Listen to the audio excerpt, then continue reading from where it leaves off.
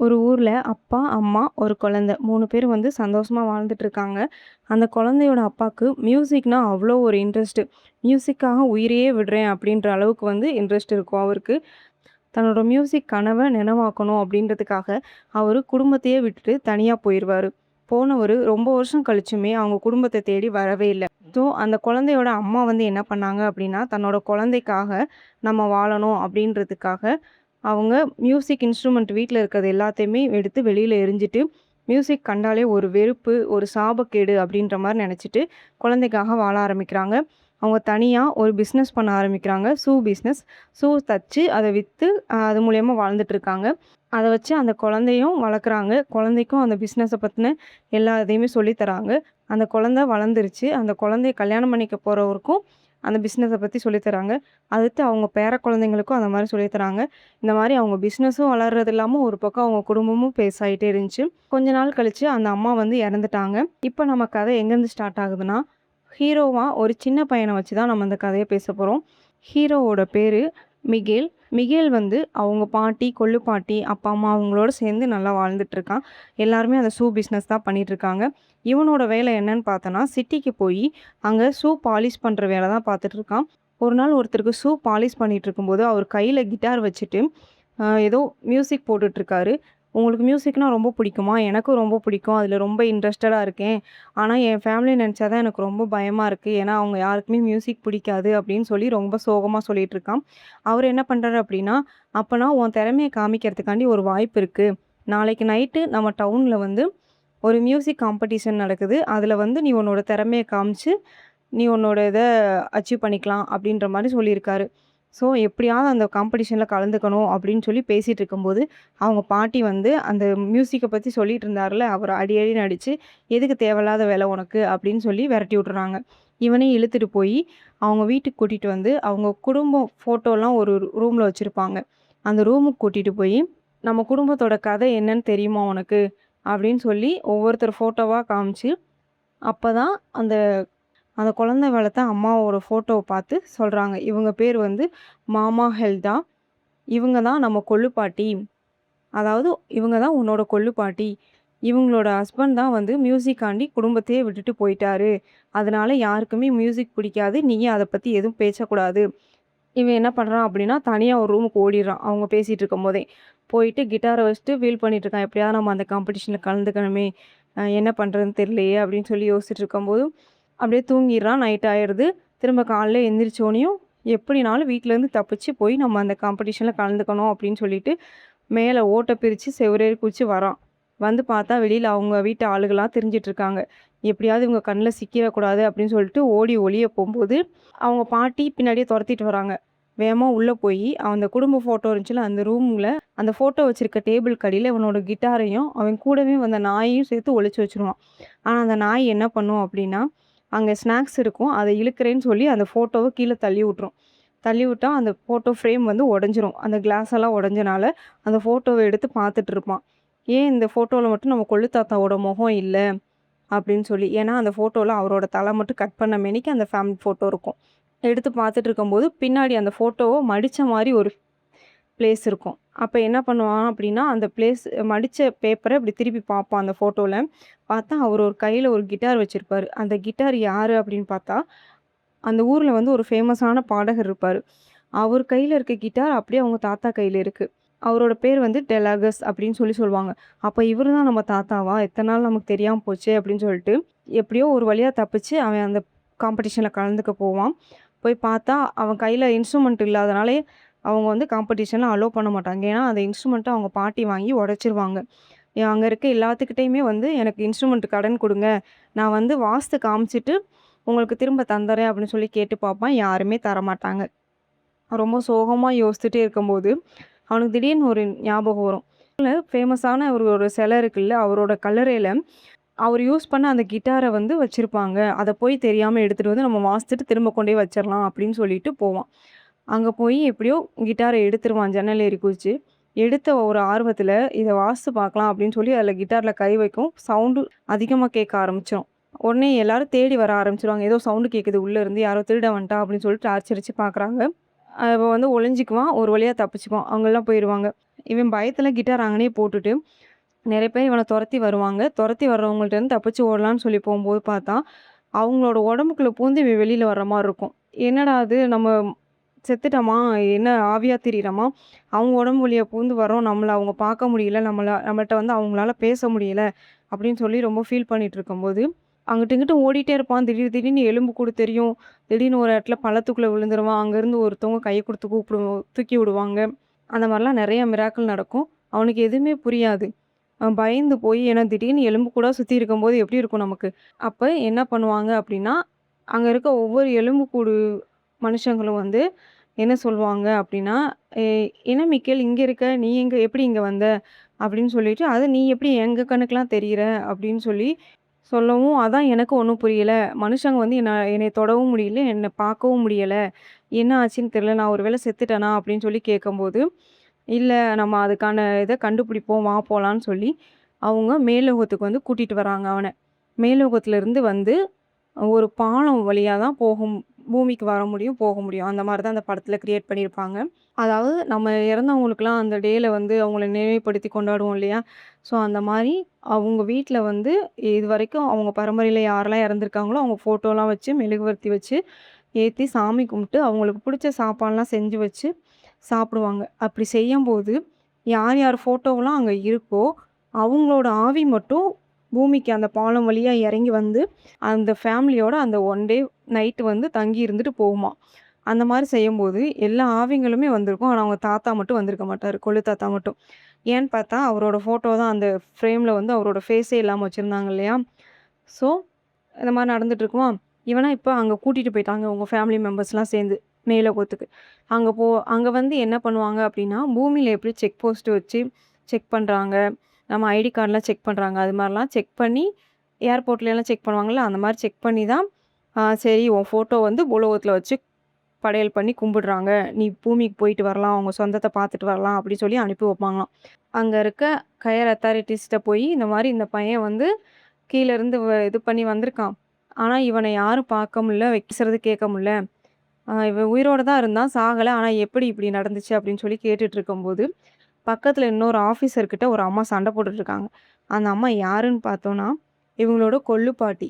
அந்த மாமா ஹெல்டா. அதாவது ஹஸ்பண்ட் வந்து மியூசிக்காண்டி விட்டுட்டு போயிட்டாரு.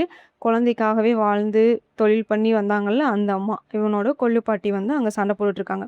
அப்புறம் அவங்கள்ட்ட கூட்டிட்டு போய், இந்த மாரி நம்ம கொள்ளு பேரன் வந்திருக்கான். இந்த மாரி நடந்துருச்சு. என்ன பண்றதுன்னு தெரியல அப்படின்னு சொல்லும்போது தான், அங்க போய் இவனுக்குரிய புக்க எடுத்து பார்க்குறாங்க. பார்க்கும்போது இவன் அவரோட கிட்டார போய் தொட்டுட்டான்ல, அதனால அந்த சாபத்தினால இப்படி ஆயிட்டான் அப்படின்னு சொல்லி சொல்றாங்க. இந்த சாபம் மீளணும்னா என்ன பண்றது? அப்படின்னு சொல்லி பேசிட்டு இருக்கும்போதே, அவன் கொஞ்சம் கொஞ்சமா எலும்பு கூடா மாறிட்டு வரான். ஃபுல்லா எலும்பு கூடு ஆயிட்டான்னா, திரும்ப பூமிக்கு போக முடியாது. ஸோ, அவன் ஃபுல்லா எலும்பு கூடு ஆகறதுக்குள்ள நம்ம வந்து கீழ அனுப்பணும் அப்படின்னு சொல்லிட்டு, இவங்க ஃபேமிலி மெம்பர்ஸ்ல யாராவது ஒருத்தர் அவனுக்கு ஒரு பூ குடுத்து ஆசீர்வாதம் பண்ணா, கீழ போயிருவான் பூமிக்கு அப்படின்னு சொல்லுவாங்க. உடனே அவங்க கொள்ளு பாட்டி அந்த மாமா ஹெல்டா என்ன பண்ணுவாங்கன்னா, "நான் பூ குடுத்து உன்னைய ஆசீர்வாதம் பண்றேன். ஆனா கீழ போயிட்டு மியூசிக்க பத்தி நீ வாயே தொறக்கக்கூடாது" அப்படின்னு சொல்லுவாங்க. இவன் ரொம்ப யோசிச்சுட்டு, சரி இவங்களுக்கு என்ன தெரியவா போகுது அப்படின்னு சொல்லிட்டு, சரி நான் இனிமே பண்ண மாட்டேன் அப்படின்னு சொல்லிட்டு, ஆசீர்வாதம் வாங்கிட்டு கீழ போயிருவான். போன அடுத்த செகண்டே போய் அந்த கிட்டார தான் தொடுவான். திரும்பவும் மேல வந்துருவான் மேலோகத்துக்கு. வரவும் நான் தான் முதல்லயே உனக்கு சொல்லி தானே அனுப்புனேன். திரும்ப எதுக்கு தொட்ட? இனிமே நான் உனக்கு எதுவுமே பண்ண மாட்டேன். யாருமே எதுவும் பண்ணக்கூடாது அப்படின்னு சொல்லிட்டு விட்டுருவாங்க. இவன் ரொம்ப சோகமா இது பண்ணிட்டு, சரி இவங்க குடுக்கலைன்னா என்ன? நம்மளோட கொள்ளு தாத்தாவ நம்ம கண்டுபிடிச்சு, அவர்கிட்ட நம்ம ஆசீர்வாதம் வாங்கி கீழ போயிரலாம் அப்படின்னு சொல்லி நெனப்பான். அப்ப அவ்ளோ பெரிய உலகத்துல கொள்ளு தாத்தாவ போய் எங்கிட்டு கண்டுபிடிக்கிறது? இருந்தாலும் அவன் முயற்சி பண்ணி போவான். போனா பூமியில நம்ம வந்து செலிபிரிட்டியா இருந்தோம்னா, அங்கேயும் செலிபிரிட்டியா தான் இருப்போமா. ஆ அப்ப அவர பார்க்கணும் அப்படின்னா, நம்ம ஏதாவது ஒரு சாதிச்சிருக்கணும், இல்ல ரொம்ப பணக்காரங்களா இருக்கணும். அந்த மாரி விஐபி பீப்பிளா இருந்தா மட்டும் தான் அவர பார்க்க முடியும். அப்படி என்னென்னமோ பண்ணி அவனும் விஐபியா இருக்க ட்ரை பண்ணி, எனக்கும் இதெல்லாம் வாசிக்க தெரியும். நானும் பெரிய மியூசிக் டைரக்டர் தான் அப்படின்ற மாரிலாம் போயி பண்ணுவான். ஆனா வெளிய தொரத்தி விட்டுருவாங்க. கடைசி வரைக்கும் பார்க்க முடியாது. அப்பதான் இவன் யார பார்க்குறான்னா, எக்தூர் அப்படின்றவர பார்ப்பான். அவரு வந்து ஒரு காமெடி சீன் பண்ணிட்டு இருக்க மாரி ஒரு ஆக்டர் அதுல. அப்படிதான் அங்க வந்து நெனச்சிட்டு இருப்பாங்க. ஆ பார்த்தா அவர்ட்ட வந்து ஹெல்ப் கேட்பான். அந்த மாரி என் தாத்தாவ நான் பார்க்கணும். பார்த்தா தான் நான் பூமிக்கு முடியும். அப்படின்னு சொல்லும்போது, சரி நான் உனக்கு ஹெல்ப் பண்றேன் அப்படின்னு சொல்லி அவங்க தெரிஞ்ச ஃப்ரெண்ட்ஸுக்கெல்லாம் கூப்பிட்டு போவாங்க. கூட்டிட்டு போய் ஒரு கிட்டார் தாங்க, இவன் வாசிச்சுட்டு பார்க்கட்டும். நான் அவனுக்கு சொல்லி தரேன். அத வச்சு அவன் போய் அங்க பார்க்கட்டும் அவர, அப்படின்னு சொல்லிட்டு இருப்பாங்க.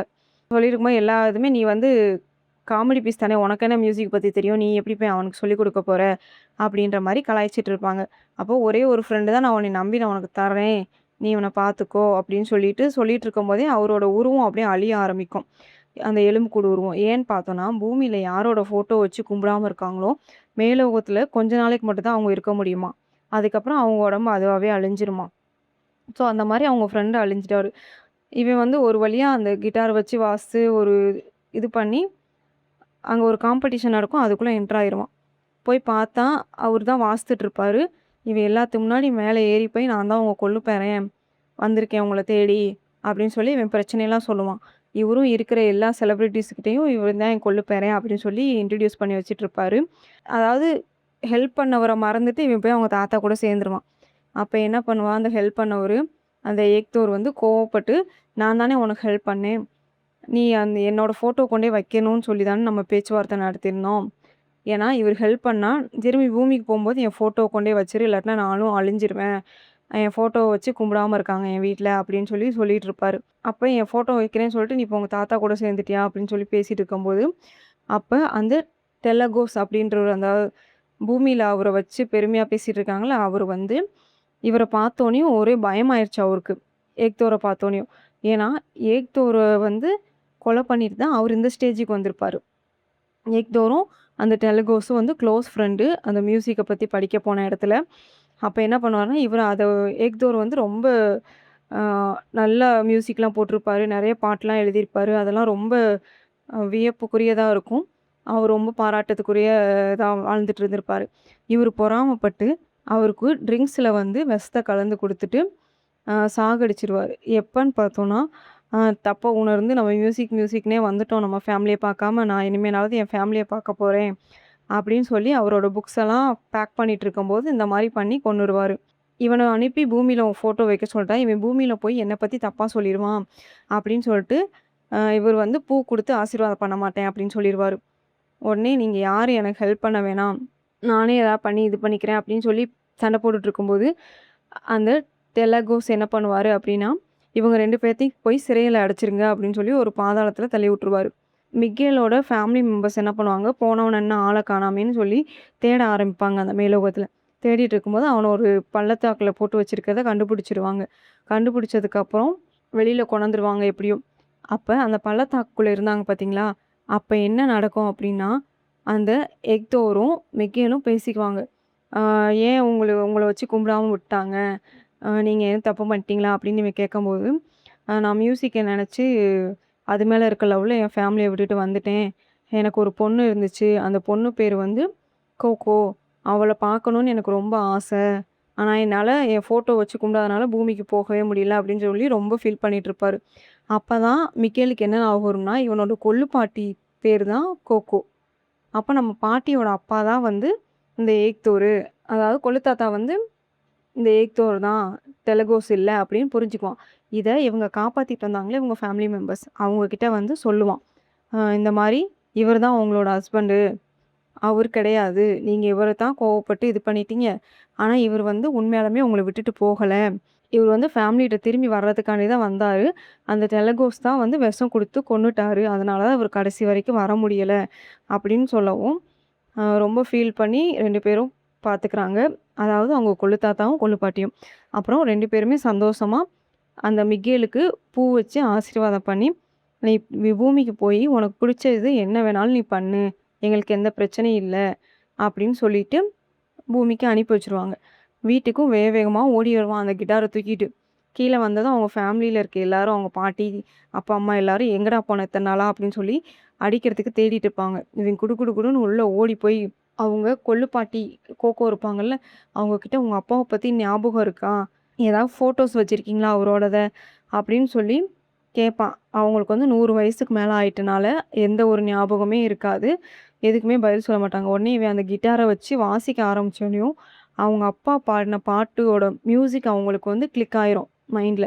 அப்போ உடனே அவங்க அப்பாவ பத்தி பேச ஆரம்பிப்பாங்க. இவனும் அத பத்தி கேட்க ஆரம்பிச்சு, ஃபோட்டோ இருந்தா குடுங்கன்னு சொல்லவும், ஃபோட்டோ இருக்கப்ப குடுத்துரு ஒரு ஃபோட்டோ அவங்க அம்மாக்கு அவரு எழுதின லெட்டர்ஸு இது எல்லாமே குடுத்துருவாங்க.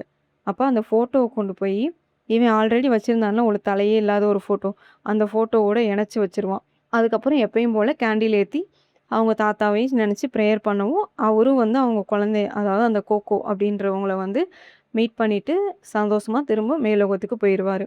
இதுதான் இந்த படத்தோட கத. இதுல என்ன சொல்ல வர்றாங்கன்னா, எவ்வளோ பெரிய இதா இருந்தாலும் குடும்பத்த மீறி எதுவுமே இல்ல அப்படின்ற மாரி தான்.